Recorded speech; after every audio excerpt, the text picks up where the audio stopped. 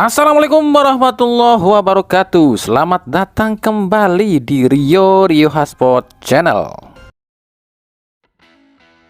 Oke, ini banyak yang tanya kami dan minta kami bahas soal tendangan penalti pemain Atletico Madrid Julian Alvarez yang dianulir wasit ya. Sebab Alvarez ini dianggap double touch alias sentuhan ganda.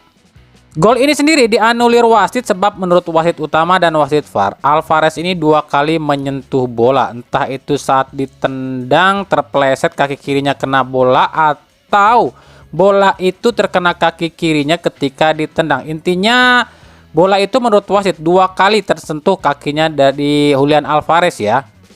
Nah, yang jadi pertanyaan adalah yang pertama, kok wasitnya bisa tahu sih kalau bola itu dua kali disentuh oleh Alvarez? Kan bola itu cepat dan kejadiannya pun cepat. Dan ini gimana ya? Ini ada mafia, ada main kayaknya nih, curang nih kayak wasit nih. Nggak curang lah. Jadi ini tuh kan kejadiannya di Liga Champion lo ya, dimana di Liga Champion itu bola yang dipakai yakni Adidas Star Heaven ya namanya ya. Ini adalah bola tercanggih di dunia ya. Jadi di dalam bola ini ada sekitar 500 sensor dan sensor-sensor ini terhubung ke monitor yang ada di ruangan VAR. Nah, teknologi inilah yang ada di bola inilah yang membuat UCL ini tuh kalau ada kejadian-kejadian seperti bola itu udah lewat garis atau belum itu pasti ketahuan karena memang memiliki sensor-sensor di bolanya tersebut. Selain juga ada teknologi garis gawang ya. Nah, sensor-sensor itulah yang membuat tendangan penalti Julian Alvarez ini bisa ketahuan. Dia ini dua kali menyentuh bola. Nah, itu jawabannya ya. Pertanyaan kedua yang masuk adalah kenapa kalau memang itu sebuah pelanggaran, kalau memang si Alvarez itu ternyata dua kali sentuh bola, kenapa penaltinya nggak diulang? Itu nggak bisa ya. Sebab dalam aturan FIFA, jika yang namanya sebuah penalti dua kali menyentuh bola, mau itu penalti, adu penalti maupun penalti biasa itu nggak bisa diulang. Kalau adu penalti ketika pemain penendang penalti itu menyentuh dua kali bola, maka bola itu ya dianggapnya ya out aja, itu milik kiper.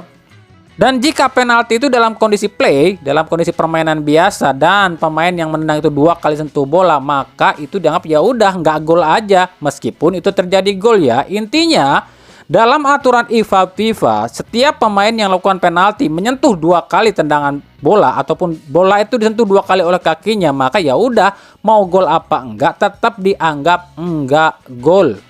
Kan yang jadi pertanyaan, apakah aturan seperti ini bisa diterapkan di Indonesia? Ya harusnya sih bisa, tapi memang banyak dan butuh banyak banget hal-hal yang harus dipersiapkan selain memakai bola yang memiliki banyak sensor seperti bola Star Heaven, dan juga harus seluruh stakeholder sepak bola ini tahu aturan seperti ini. Ya wasitnya harus tahu aturan seperti ini, pemain dan pelatihnya pun harus tahu aturan seperti ini. Jadi jangan sampai cuma wasit yang tahu sementara pemain dan pelatihnya nggak tahu. Karena ya nanti bisa ya kayak di Indonesia lah, dikit-dikit protes ya.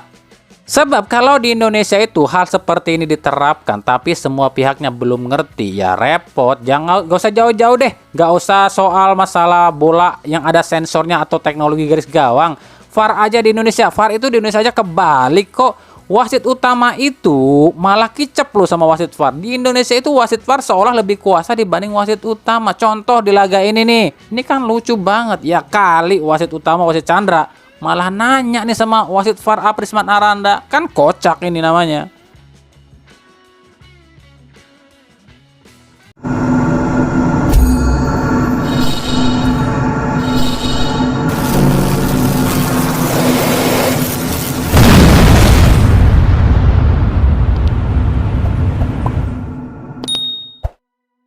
Lanjut, tahukah kalian jika Hajime Moriyasu di timnas Jepang sudah mengumumkan skuad untuk laga kualifikasi Piala Dunia 2026, tapi dari seluruh skuad yang diumumkan gak ada satupun pemain yang main di Liga Jepang loh ya. Padahal Liga Jepang itu adalah liga nomor 1 di Asia.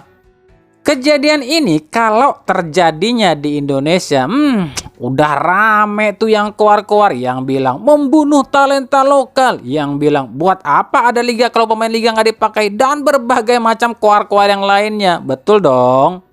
Tapi kami yakin nih, kalau kami tanyakan sama 12CS nih, suruh mengomentari nih soal Hajime Moriyasu yang nggak pakai pemain Liga Jepang ke timnas utamanya, pasti jawaban 12 kayak gini nih. Ya beda kelas lah, timnas Jepang meskipun pemain liganya nggak ada yang dipanggil ke timnas, tapi Liga Jepang udah mapan, sementara Liga Indonesia masih tertinggal. Lagi pula pemain abroad Jepang itu semuanya lokal. Itu kan kata Toel. Padahal dalam penelusuran kami ternyata ada beberapa alasan kenapa Hajime Moriyasu nggak pakai pemain dari Liga Jepang. Alasan Moriyasu yang pertama adalah faktor pengalaman dan mental. Tentu saja ini pun sebuah realita dan fakta. Jika pemain yang bermain atau abroad atau bermain di liga luar negeri itu pengalaman dan mentalnya lebih bagus dibandingkan pemain yang bermain di liga lokal, dan itu fakta di seluruh dunia.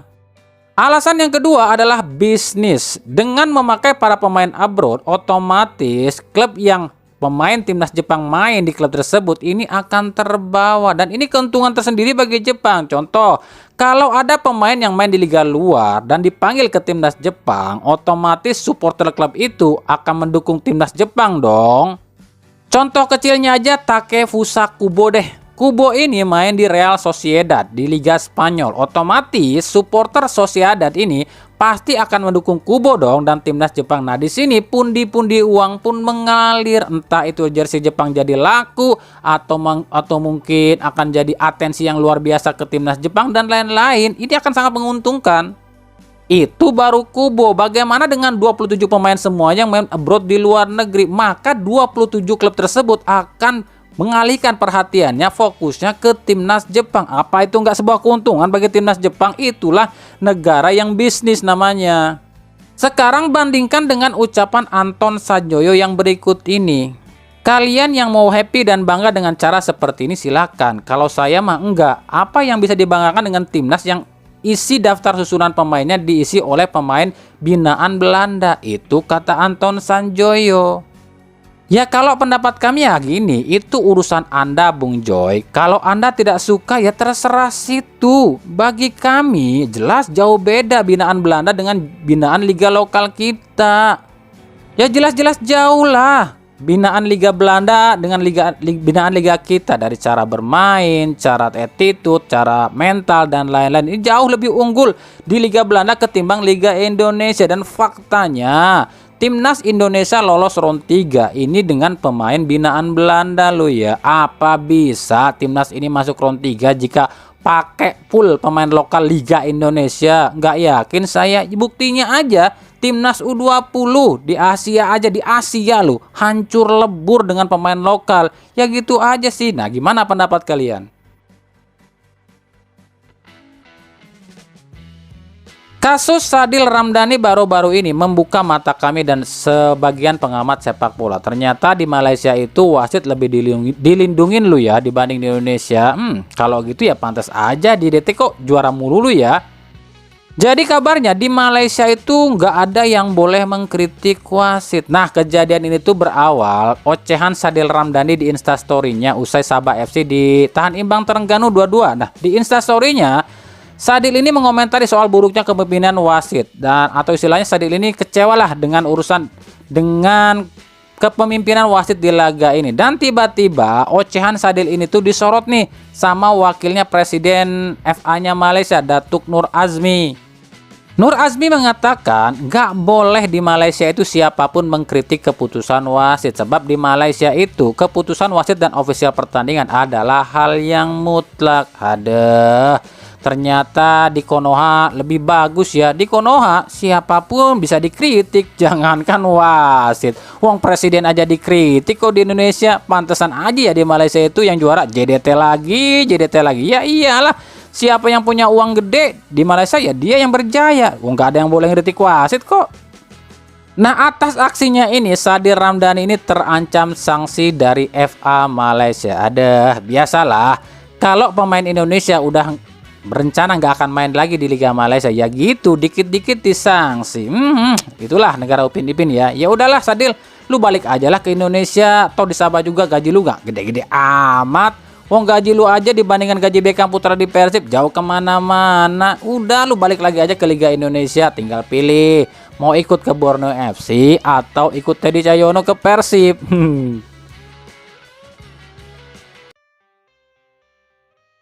Dari Madura United berhasil lolos ke semifinal ACL 3 usai di laga kedua di perempat final ya, mampu mengandaskan tim asal Taiwan Tainan City dengan skor 3-0. Nah, di semifinal sendiri Madura kembali akan menghadapi tim asal Kamboja Sphairyeng. Nah, jelas di sini Madura diunggulkan ya, sebab di babak grup Madura ini pernah bertemu dengan tim ini dengan skor waktu itu adalah 1-1 kalau nggak salah.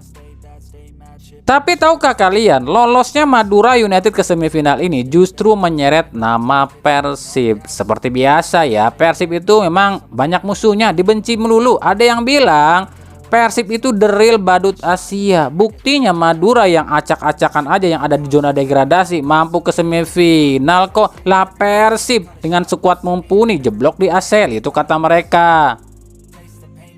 Kalau buat kami pribadi, kalau ada yang berkomentar kayak gini, berarti dia ini cuma dipenuhi rasa benci terhadap Persib aja loh ya. Sebab kalau orang yang paham bola nggak mungkin komentar kayak gini.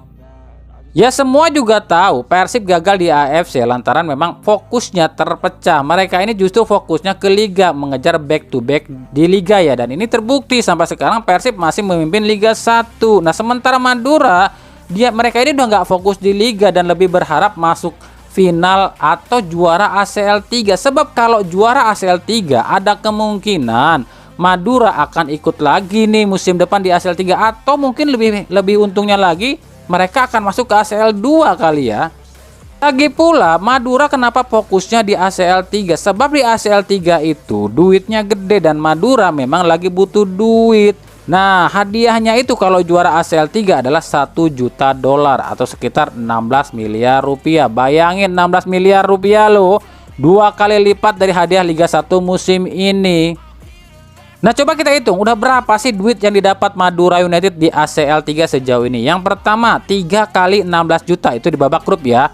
Ditambah 18 juta di babak perempat final dan ditambah 1,8 miliar di semifinal. Totalnya Madura di ACL 3 udah ngantongin duit 4,9 miliar. Itu baru duit hadiah lo ya, hadiah resmi lo ya, belum lagi duit lain seperti akomodasi lah, home away lah dan lain-lain. Jadi kalau kami rinci hitung-hitungannya, Madura United di ACL 3 ini udah kantongin duit sekitar 8 miliar lebih. Nah, sementara juara Liga 1 hadiahnya cuma 7 miliar, paham?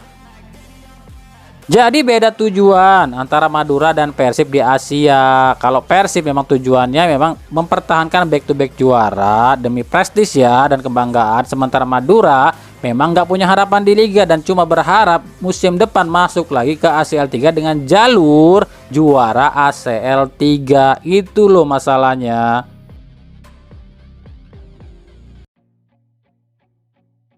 Dari Persija Jakarta, Komdis PSSI akhirnya menurunkan keputusan kepada 2 pemain Persija yang mendapatkan kartu merah saat lawan Arema, yakni Maciej Gajos dan Gustavo Almeida. 2 pemain ini sama-sama kena kartu merah langsung, tapi beda hukuman.